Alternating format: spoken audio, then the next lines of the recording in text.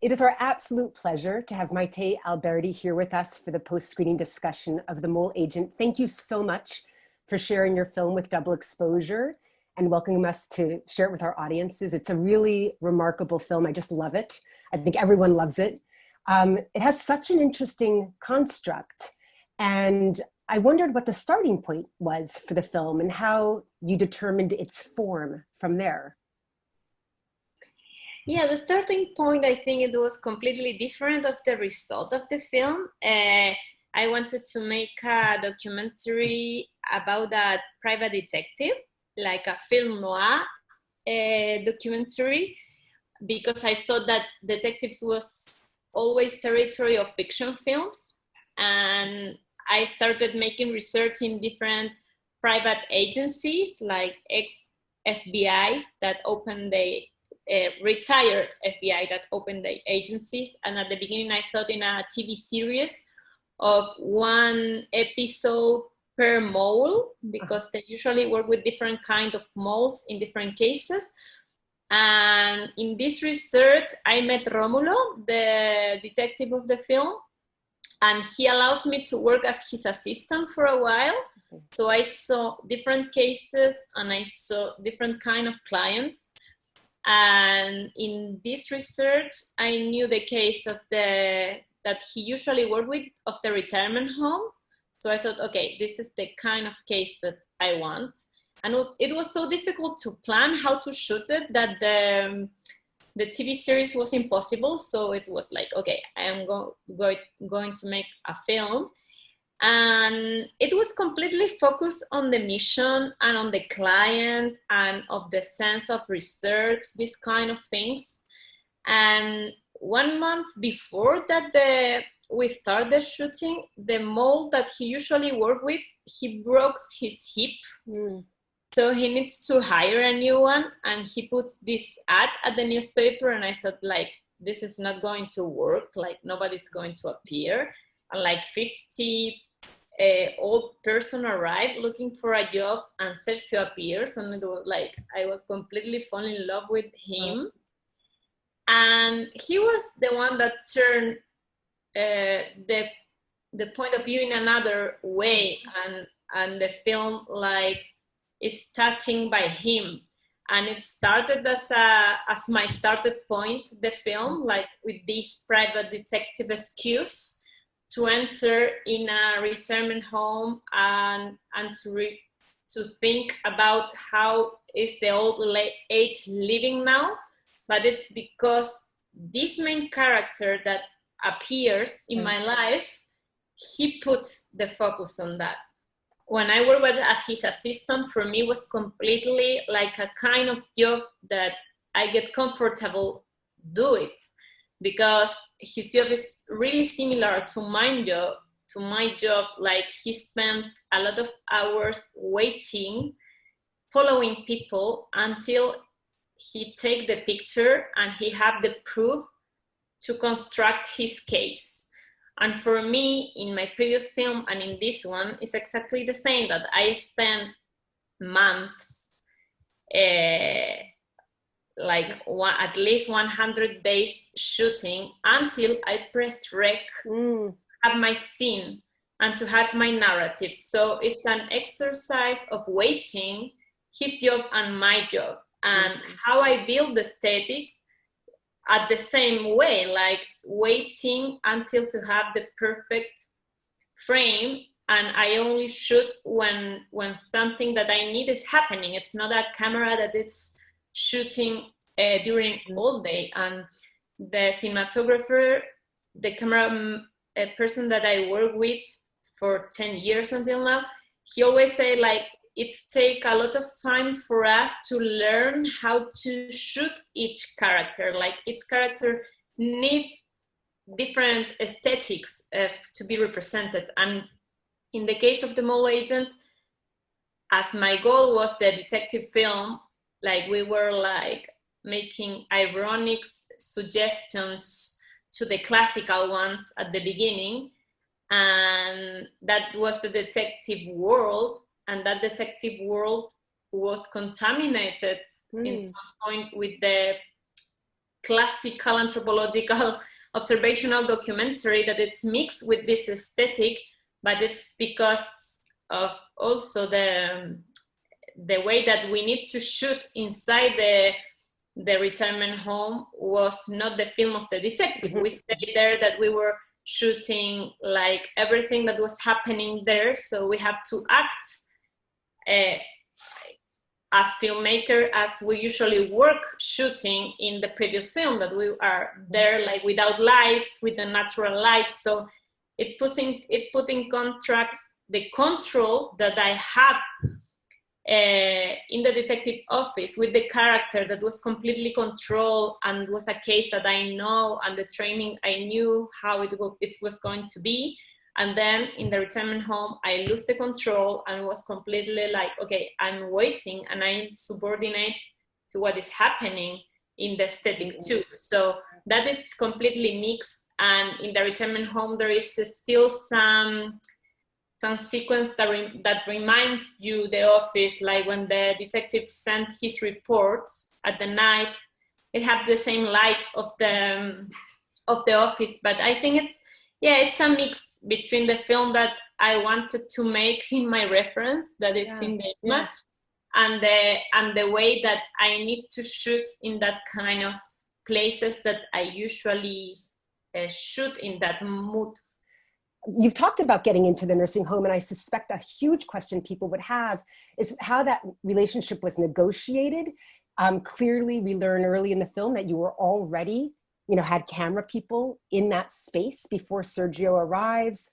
And it seems that the nursing home, as in the administration and the residents, are not keen or aware of what you're doing. We'd love to hear how that was navigated and negotiated, and all of the opportunities and ethical questions that came up in that process.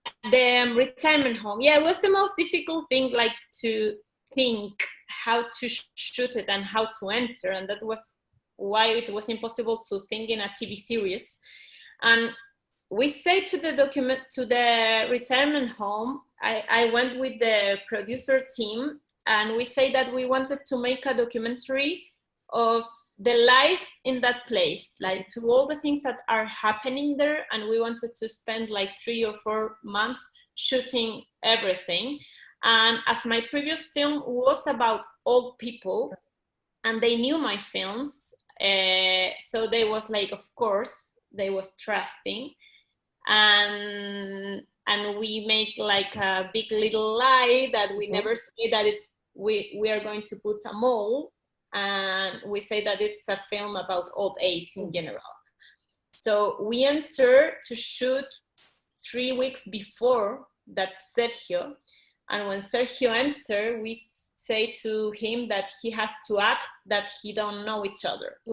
So for us, he was one more of the place. And when he entered, the people was already used to us and to the camera. And we say to the owners that if someone new arrived during these 4 months, we want to focus on the process of a new one. So we started to focus on him, and was completely natural for them. But I always live with at the beginning, I had the prejudge that something bad was happening there. In my legal contract that we have with the place and with the people that lives there, it says that we can shoot everything, and if something bad happened, we can shoot it, and it was explicit in our contract. But it didn't say that the film was not about that. Like we were in a legal territory that was okay, but ethical, I was not clear in the agreement, and I am not used to that. So I have the pain in the stomach all the time when I started to realize that the place was good. And I decided, because we always say like, okay, when we finish the shooting, we are going to say the truth. When we finished the shooting, I thought that I cannot say the truth, because I needed to edit the film and to show it to them and say like, okay, we lied, and the film started with an idea that is completely other one, and I thought that it was a bad place, but it's a completely good place, and the people that see it love it. So our first audience were the owners of the retirement homes and the people that worked there. And I tell the truth, and I say that Oh my goodness. we lied to them, and they love the film. And they was super surprised, and they say like, I never suspect. And it was like, why you never suspect? It was the worst fight of the world. But they never suspect, and they say that the film really represents them, and the things that they living all days. And they say, of course, that we make mistakes, but that is our life. Yeah, they love it. They share it, they promotion the film. So yeah, I trust that when you spend a lot of time with people and in places, you really know the things. So you are representing from the base of a deep knowing of the place and the people. So you have your vision, but I only shoot or try to represent things that I commit with, and at the end I completely commit with them. So I understand them. I also understand the client, and was a character in my first rough cut, so I can understand all the parts, but at the end it was not about her, and the emotion was not in the case, and I have to leave like important stuff of my narrative from the beginning, from this detective spy film that was like the client at the case and the move forwards of the case, and it was like, it's not about the case, it's about Sergio, and the commitment of Sergio is with this place, not with his mission. So my focus was there, and in that focus, the place have a good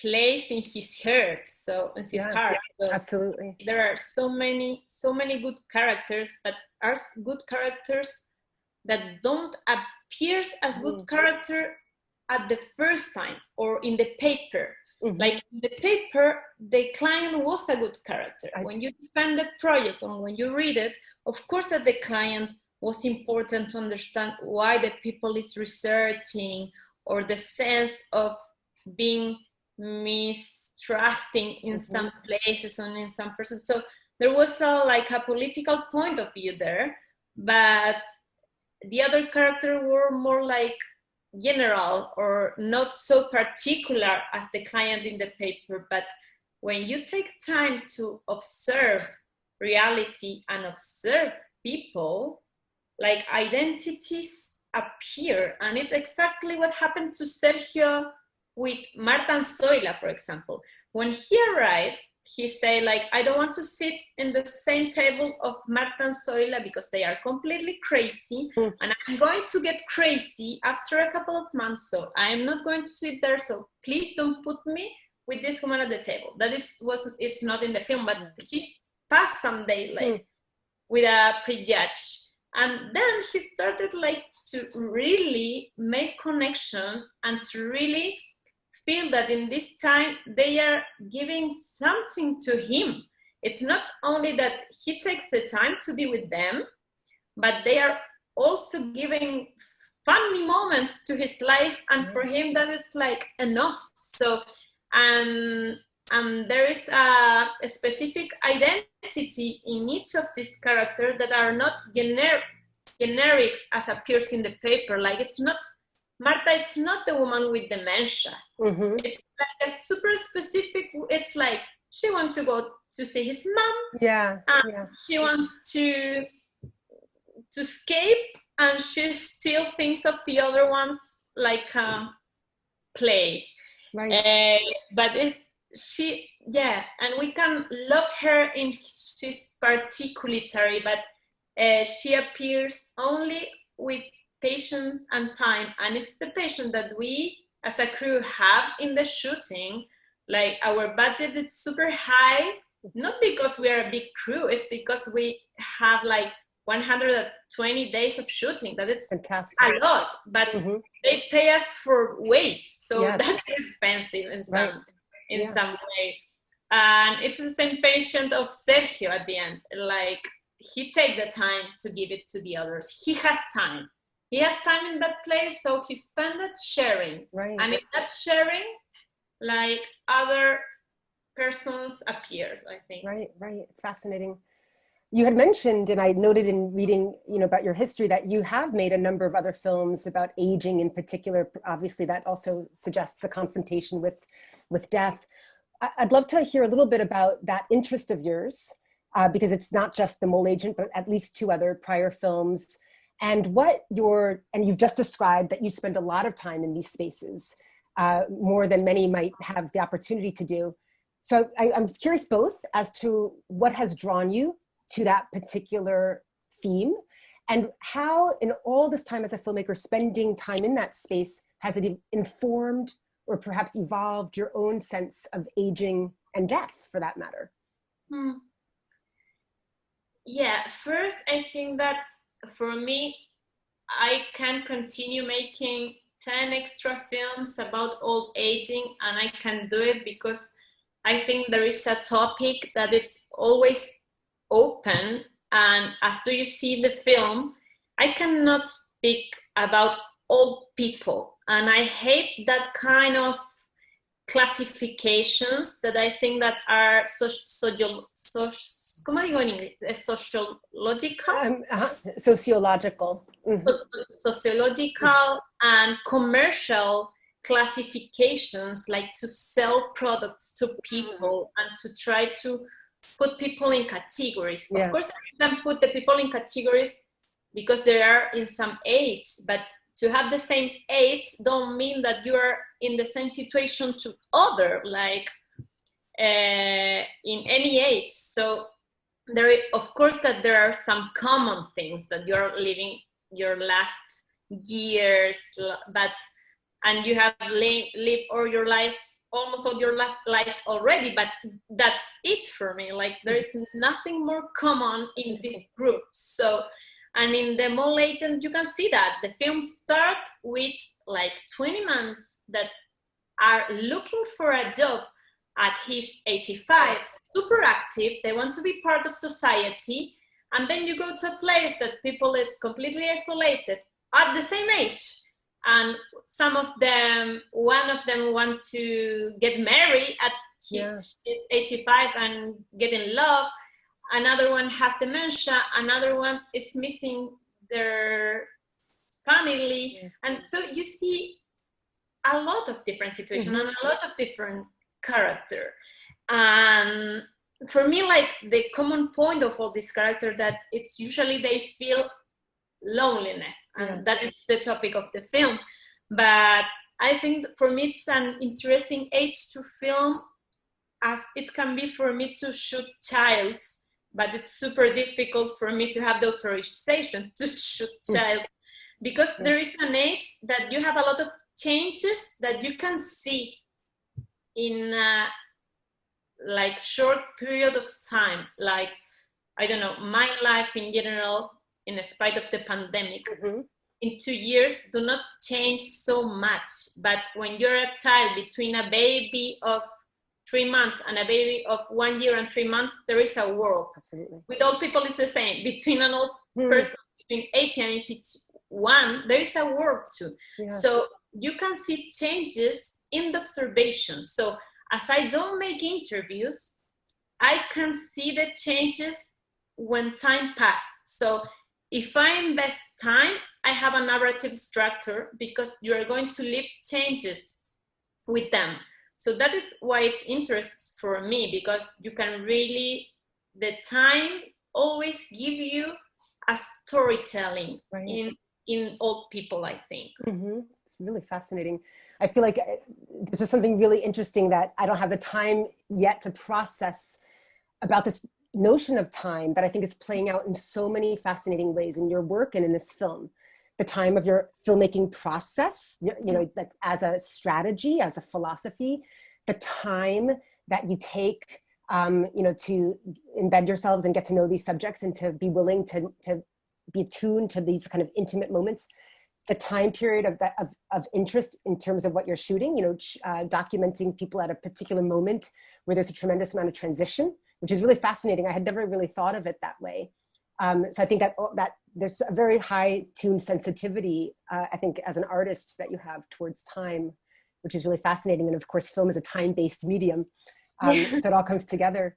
And I don't know, I mean, I think you explained that so beautifully, but the second part of that question, and forgive me if it's too personal, but um, has this film had any impact on your own sense of personal aging and or confrontations with death, fully recognizing everything you've just said about sometimes we think of age as a kind of construct, a sociological construct that can be a marketing construct, and it's not as finite as we make it out to be. I don't want to disrespect your beautifully eloquent way of describing that, but has there been something about this time you spent there that's shifted a personal way of thinking about aging for you or for people close to you, or how you live in the world?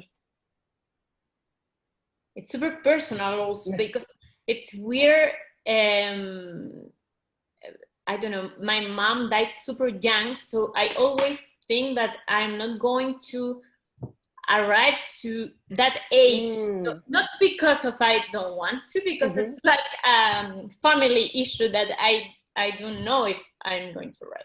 Yeah. But I think that it's important for me, or what I learned doing this film, it's like we never ask to ourselves how we want to be when we are going to be old. Like I'm always, when you're a child, you're thinking like how I want to be like a teenager, then how I want to be as an adult. But there is a point that you really don't put your image in that age. Me too. Like I'm thinking like, okay, I'm going to die before because my mom died before. So I really don't project that.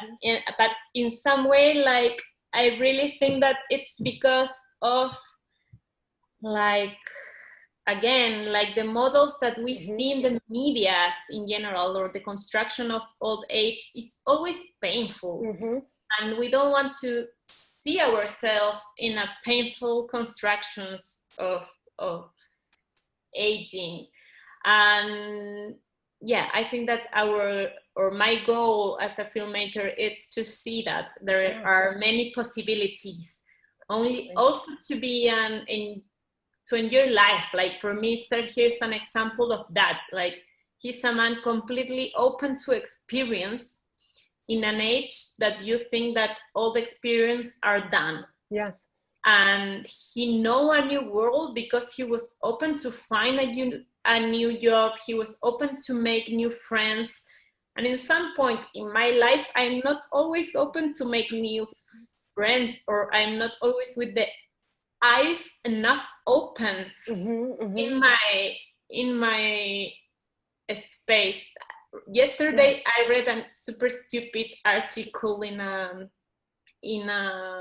newspaper that it was about the lockdown, and a man that said that he knew his new couple in the lockdown that was his neighborhood from the same building and in the next door, and they were living 5 years in the same building and in the same door, but they never see each other until in the quarantine, in the lockdown, they started to go down to the garden because it was the only place that they can go, and they started like a relationship like 5 months ago, and they were in love now because they started to have time to go out. That's right. But they never see each other, living in the same door. Yes, so yes. It's like you're not seeing and you're not open to experience in spite of the age. So I think that that the goal for me with the film and with all age in general, it's like to think that there is not an age that the circles are close. Yeah, that's beautiful.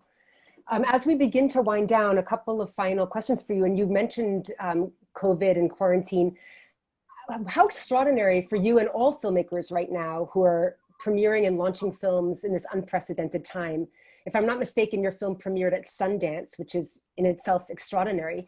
And literally a month later, if that, weeks later, we're in this moment. So how has it been as a filmmaker with a film out in the world, navigating this completely new terrain? What's this like for you, and by extension for other filmmakers?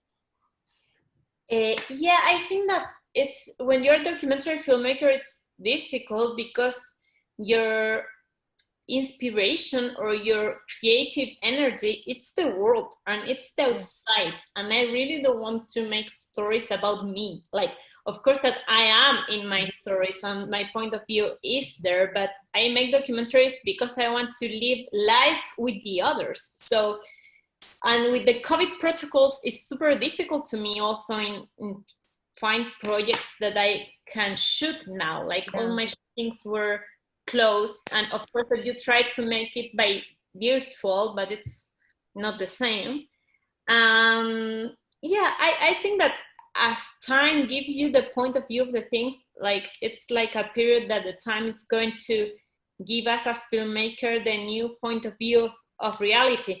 In some way, for me, it's funny also that a lot of people, it's going to the micro worlds to shoot like a big new thing. And for me, it's like part of my job of all life to understand that the politic theories are in the micro worlds and the homes, and you don't have to represent numbers and political statements to speak about the world. Like the world is in the house and in the small places. With the mall edit in lockdown, I have the lucky to see the film with audience in Sundance. Yeah. And I was super lucky. Like 2 weeks ago, we went to San Sebastian to the premiere in Spain. Wow. It was really fascinating to feel again the audience. Wow. I thought I never was going to see it again. And as a filmmaker, you learn a lot of the screening room. Like I realize now, like in which part of the film the people laugh, in which part they get to emotion, like the kind of breathing of the film with the audience, that it's super, super important. And I was missing it. Yeah. And also after San Sebastian, I have a new lecture of the film after pandemic, because it's a film that speaks about all people. And when we finish the film, and sometimes we say, like, of course, that we hope that after you see the film, you can call your parents or call your grandparents. Right. And I think that the lockdown, of course, that push everybody to call people and to call parents and grandparents.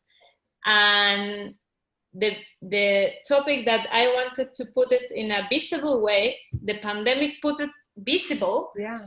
And the film, it's like putting the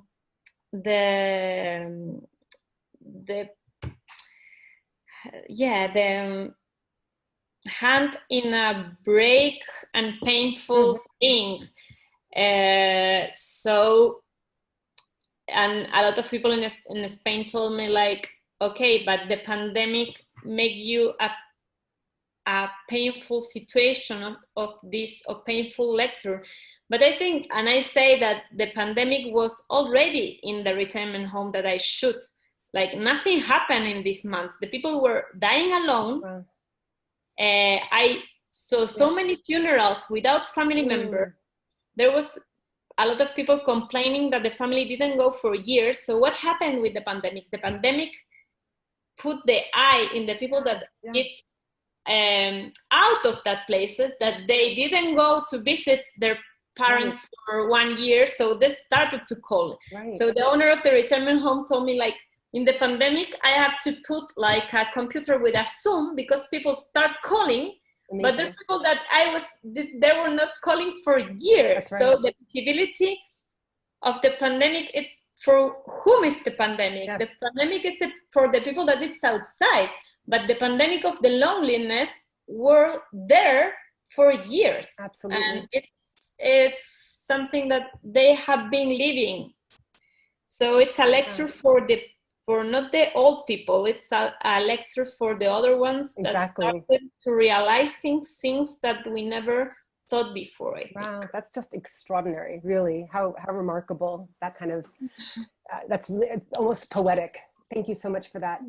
My final question for you, I noted in terms of your various professional titles of producer, director, documentarian, that you're also listed as a film critic. And I just wondered, I think that's such an interesting thing to be both a practitioner and a film critic, because I think that it could yield a tremendous vulnerability, I would imagine. that one who's in a position to kind of judge and offer critical context for other films. Also, I think all art making is a vulnerable process. Tell us a little bit about that role and how that may inform your sense of yourself as a filmmaker. How does kind of being in a position to contextualize and understand and judge other films play a role for you as a maker? Yeah, I think that I was the kind of film critics that wanted to make films, so that's why I make critics to others. Yeah. No, I don't work in that anymore. Uh-huh. It was something that I did during my studies in the university. I studied aesthetic first before to study cinema, and I really wanted to write about films and about art in general. I also study art theory and that kind of art studies. And it was for me like an interest in cinema, but I realized when I started to study cinema that it was completely impossible. As you say, I cannot be in a position that I am, because even if you are not critical, explicit, you are giving an opinion about the films of the other, and it's super. And of course that I have my opinion on the films of everybody, but it's like it's not something that you can do it, open it when you are part of that world, because I know how difficult it's to make a film, and how fragile it's a film, and how it's to put an opinion in the eye of the others that can destroy a work for so many people. So I love to read about films, but I think that it's an exercise that not all the criticisms are constructed. They're not always invite you to think about cinema. Like that are the critics that I like to think about art in general. But yeah, I don't do it because it's not a good position. Even if I still read a lot about films and I read a lot about art theories, but no, it's not an exercise for me now. I think there are probably a number of critics who secretly wish they were filmmakers too, very brave to have taken that leap. And I think we're very lucky as audiences that you did. So thank you so very much for sharing your time with us and reflections on The Mole Agent. So great to appreciate it. I really hope to share sometimes our crosses between fiction and documentary. Absolutely. I look forward to exploring that more with you. Yeah.